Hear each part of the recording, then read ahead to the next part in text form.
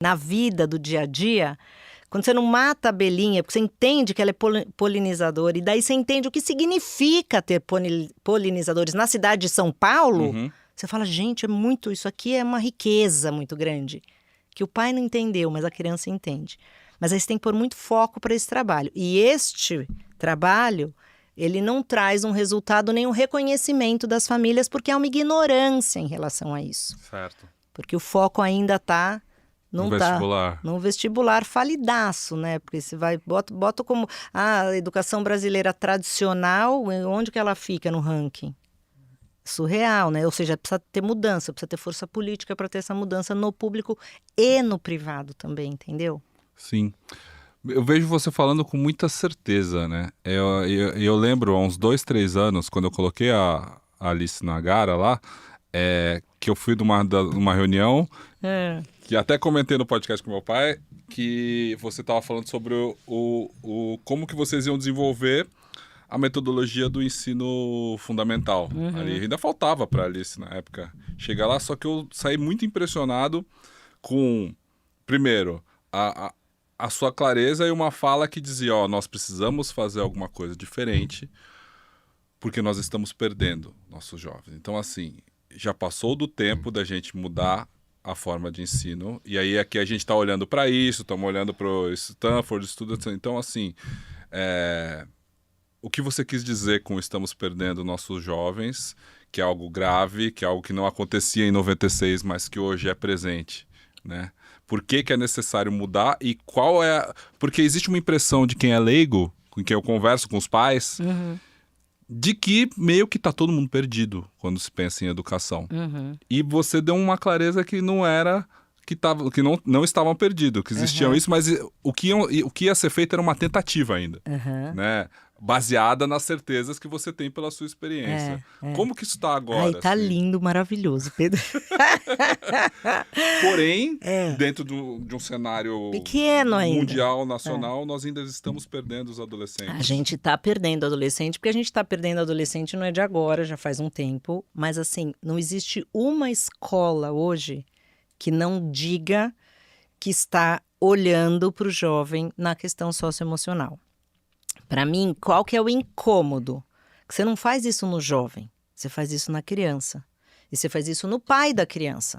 Então, a escola tem que trazer pai e mãe para casa. Porque você teve filha, você fez faculdade para ter filha? Não. Você estudou cursinho? Não. Do pré-natal, antes de nascer, né? Faz. Depois não faz nunca mais. Quer dizer, a criança tem 2 anos, depois tem 5, depois tem 8, e o pai vai vivendo achando que aquilo lá é só... Não, ele precisa... Não. Hoje a gente vive através de fragmentos de informação que chegam através dos vídeos curtos de influenciadores. A gente segue a Psimama, sei lá, ou qualquer pedagogo da vida que tá ali criando conteúdo. E a gente, né, tenta entender ali. Para mim, isso é função da escola, sempre foi. Então, por isso que a gente tem um monte de programa para pai. E hoje, graças a Deus, muitas escolas entenderam de novo que precisa trazer a APM de volta. Porque teu pai deve ter ido na tua escola. Existia um grupo de pais e mestres. Meu pai não. Teu pai já estava já estava dando aula, na verdade. É verdade. As pessoas acham que ele era super presente na nossa criação. Não foi bem assim. Era outros tempos. Outros tempos. Ele estava ali em outras frentes de trabalho. Mas, enfim, alguém foi. Alguém foi. E então, precisa voltar o pai para dentro da escola, para ir junto com a escola. Então, isso é um ponto, e eu fico feliz de dizer que eu acho que as escolas estão acordando para isso, trazendo o pai para dentro da escola. Formação para colaboradores e muito foco em socioemocional de professor e de equipe pedagógica. Então, tem muita escola hoje que está trazendo psicólogo para dentro da escola para cuidar do professor. A gente sempre teve, minha mãe, quando a gente abriu, minha mãe era a maior conselheira. A gente falava, converse com a mima. Então, porque a professora, às vezes, brigou com o namorado. O marido... Aconteceu alguma coisa com o marido, traiu. E a professora tem que dar aula. Sim. Como que ela dá aula? Acabou de pegar traição do marido. Então, ela precisa de muito cuidado também. Então, a gente entendia, na educação através do amor, primeiro era com a professora, com o colaborador. Então, aí você queria uma equipe muito colaborativa, né?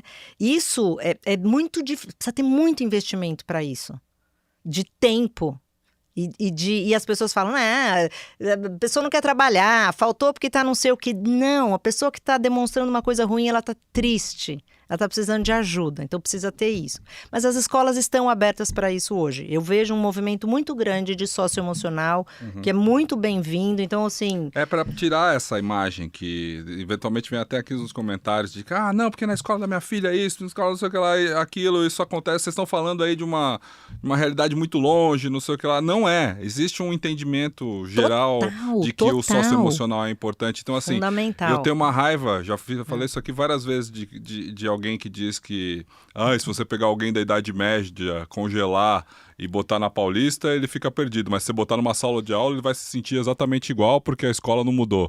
Mudou pra caramba, né? Exatamente. Só quem não tá na escola há muito tempo que não tem essa percepção. E mudou em todas as esferas mesmo. Mudou em todas as esferas, mas tem um padrão ainda, se a gente pensar em Brasil, que é um padrão que eu considero atrasado de pedagogia, de metodologia de ensino, né? Que é qual? O que estão fazendo de errado? Na verdade, é criança ter que decorar a matéria para ir bem na prova. Ou o jovem, ele tem que fazer um vestibular de tudo.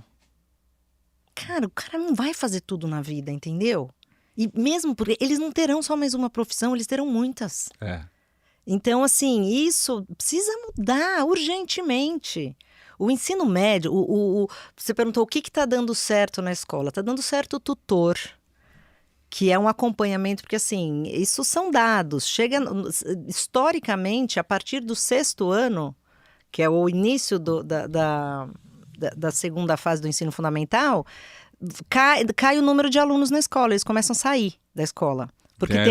Porque tem professor por matérias. Então, é um de matemática, um de língua, outro... Eles entram e saem, São especialistas. São os especialistas, ele não acompanha, só que a criança está entrando na adolescência. Então, o meu desespero, quando eu fui montar essa fase do ensino, quando eu comecei a conversar com o diretor, eu falei, puta, tem um gap aqui violento. Quem que está acompanhando essas crianças que estão super medicadas, que estão depressivas, que estão precisando muito de ajuda?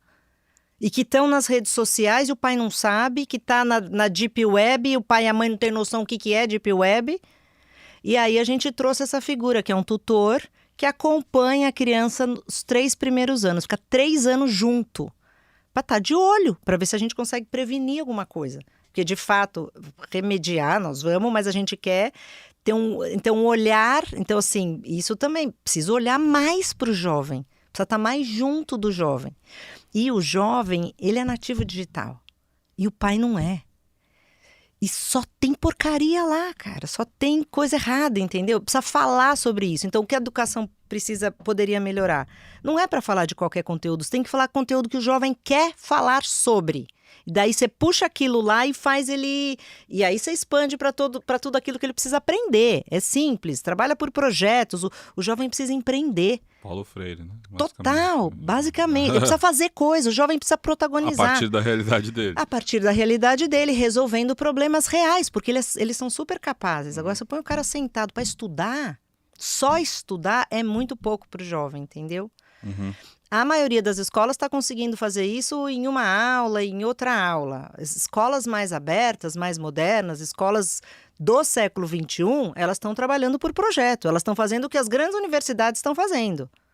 Que é o que a nossa escola está fazendo. Então, é material autoral. Lá, é o problem-based, o projeto anual ali da escola. É um de construir o galinheiro. De construir o galinheiro, de assim, porque você vai muito além do que a criança precisava aprender. Porque ele se envolve tanto naquele tema que ele vai para casa, ele quer falar daquilo, ele pesquisa sozinho, eles trocam, assim, fica uma efervescência, né? Aprender, Pedro, a hora que você aprende, assim, você olha uma criança, a hora que ela entende uma coisa, ela faz assim, entendi.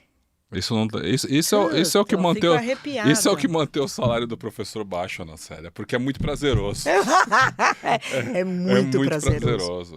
Esse é o propósito na essência, assim. Quando você consegue clarear uma dúvida na cabeça de alguém, não existe essa sensação, não existe sensação melhor. Não existe. Que é um problema, porque eu faria de graça, você faria de graça, né? A gente faria de graça. Aquilo te alimenta. E esse é o da alma do educador, isso é muito bonito. Tá. A maneira de remediar isso, então, é com o tutor. Eu não tenho na minha relação nenhum, é, nenhum jovem que esteja na fase de fim de ciclo estudantil. E eu tenho muita dúvida de como é essa... Porque ele não é mais geração Z, né? Ele é, sei lá, o cara que nasceu em 2009, 2010, está chegando com 15, 16 anos.